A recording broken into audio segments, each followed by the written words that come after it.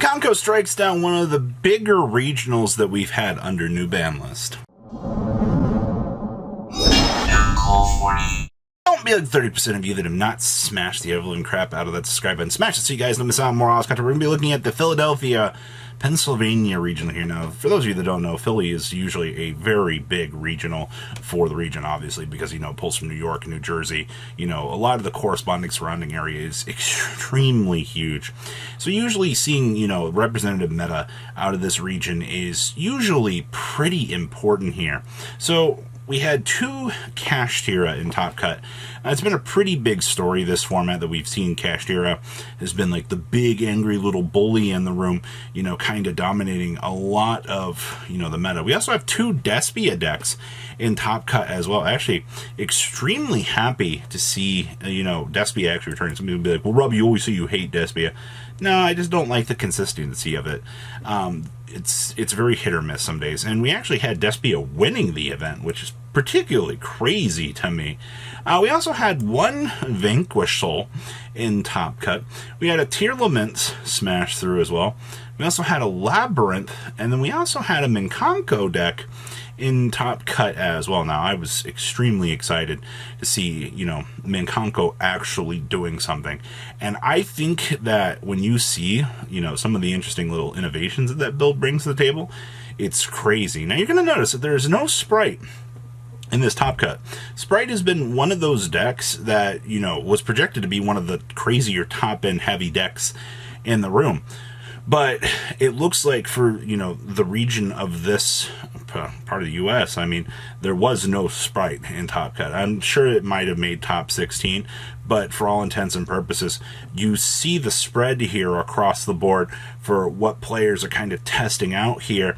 And honestly, some of the crazy ideas that are being showcased here. So let's pass on over so you can take a look at this top deck list. All right, so we have winning the event here is a going second branded list.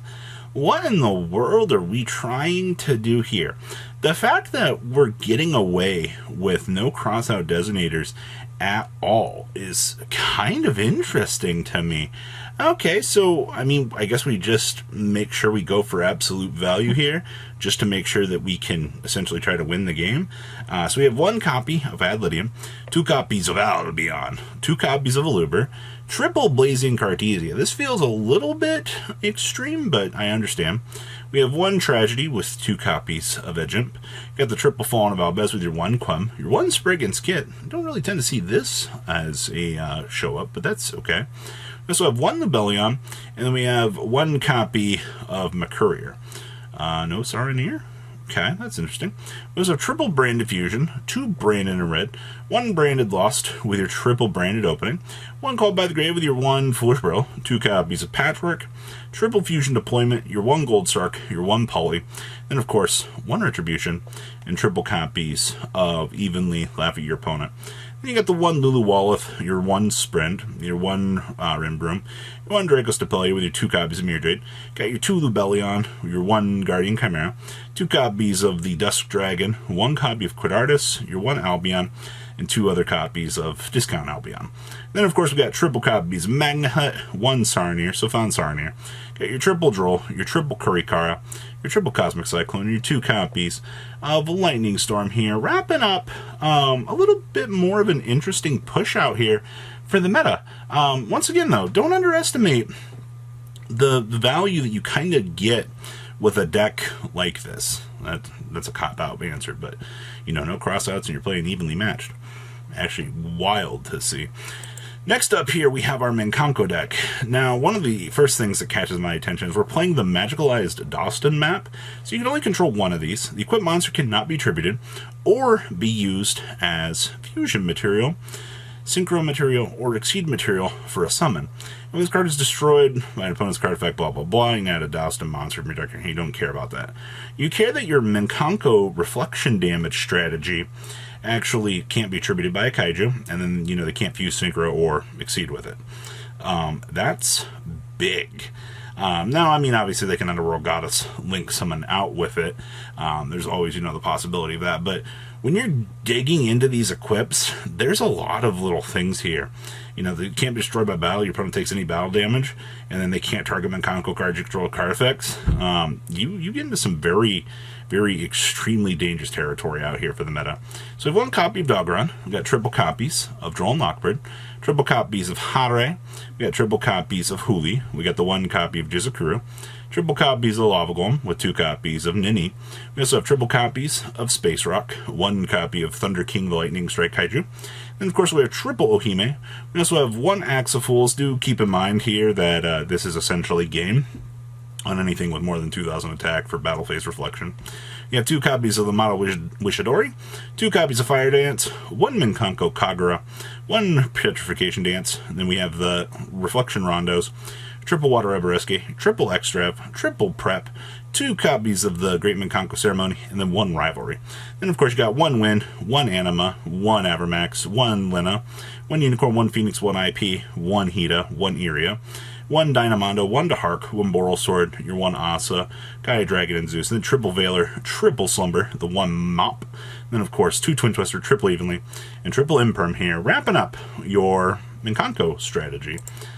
Hey, it's IKEA. I have noticed a pretty big push in the format here, where we're seeing the Ishizu cards return back to a state of relevance.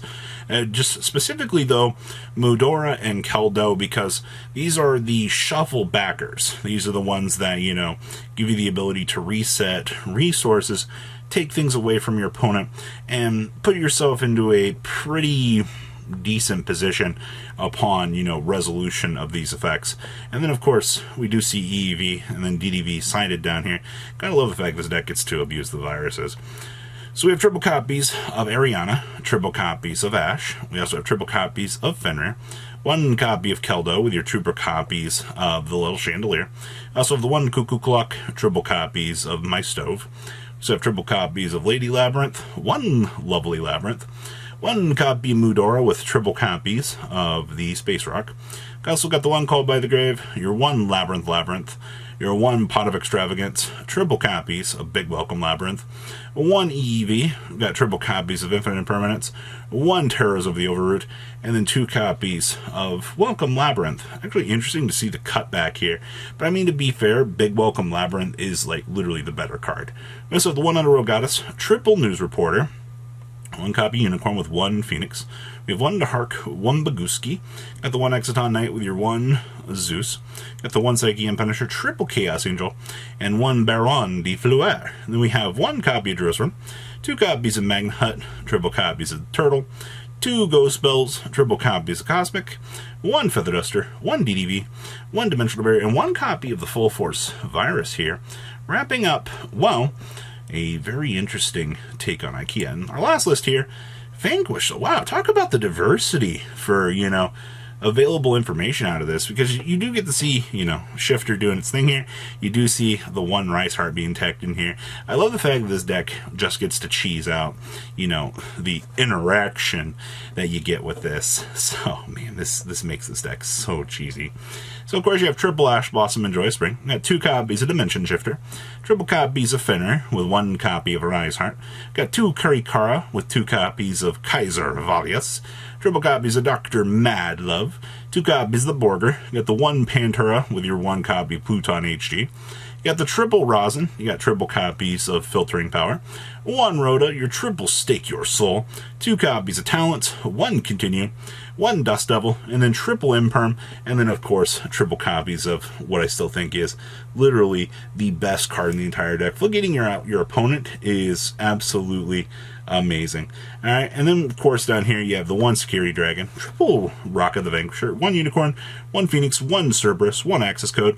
Then we have 1 Chakanine, 1 Borbo, 1 Tornado Dragon, 1 Baguski, 1 Arise Heart, 1 Exciton, and 1 Zeus. And then, of course, you got 1 Doggeron, triple Droll, triple Ghost Bell, 2 Kumamungas, triple Book, and then triple copies of Cosmic Cyclone here. Wrapping up one of the better regionals out here for the block for information.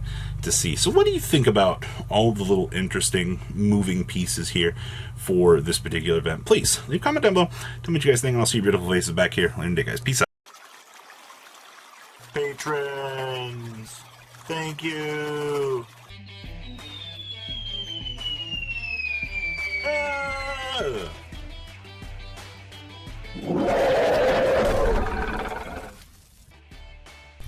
Thank you so much for watching. Check out these other videos.